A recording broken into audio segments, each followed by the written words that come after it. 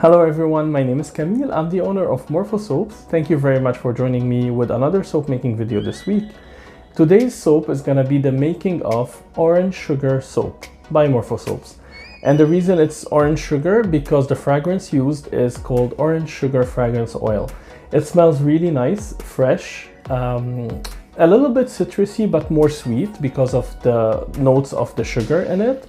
And the design was very simple. I went with the layers designs, but not a straight layers. You will see I put like a peaky layers in between. And then we went into a white piping with some embeds. We tried in the embeds to put just an orange gumbo. I'll show you the soap, so you will follow with me.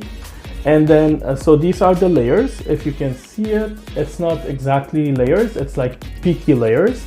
And then the white piping on top, the orange gumbo, and then 2 sugar squares.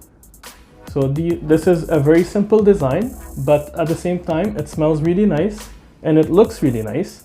And yeah, so today's video is gonna be the making of orange sugar soap by Morfosoaps.